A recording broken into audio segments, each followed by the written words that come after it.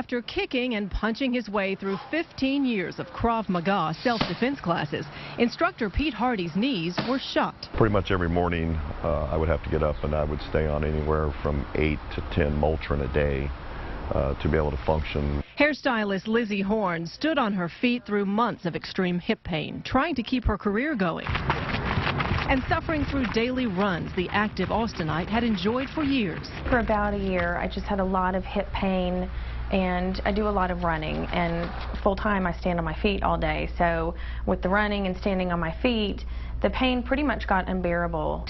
2 people, 2 cases of chronic pain. Both were told surgery to replace their aching joints would likely be their only option, but they chose a more unlikely route: adult stem cell therapy. What we're doing is we're kind of going to where they are stored, harvesting them, and then transferring them to where we think they're needed. Orthopedic surgeon Dr. Robert Johnson took Pete's own stem cells from bone marrow in his hip and put them back into his knee joints.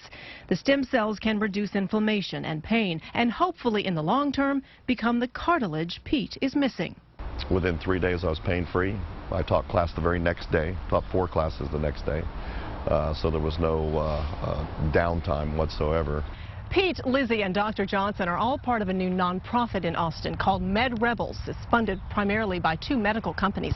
They say more people could stay active out here and possibly disease-free if the medical community would just give adult stem cells a chance. I feel that this is a dam that's going to burst.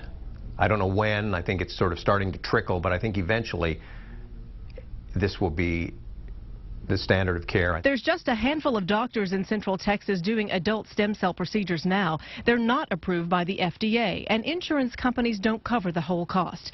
But Lizzie and Pete hope with more research and more results like theirs, adult stem cell therapy will be the norm. Now I'm up to 40, 50 miles a week, no pain, and it's been great. It's been over a year, and I've had no issues. I can jump the way I used to jump. I can kick the way I used to kick. I can move, I can spin, I can turn, I can do anything the 20 and 30-year-old guys that I train can do. It's remarkable.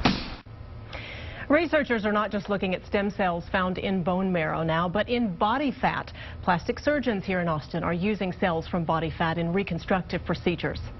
Other doctors and researchers we talked to are skeptical of Med Rebels' motivation, and they say they should not be pushing treatments that have not been approved by the FDA. They say these procedures are still too new and the long-term effects are simply unknown. We take a closer look at the benefits and the risks online at KXAN.com. Looking more in depth at stem cell research going on right now here in Central Texas. There are several physicians involved in stem cell trials, including some at Austin Heart Hospital of Austin, and University Medical Center Brackenridge. Researchers at UT Austin are studying both adult and embryonic stem cells. Look for more details about specific research on a database run by the National Institutes of Health. We have a link to it with this story at KXAN.com.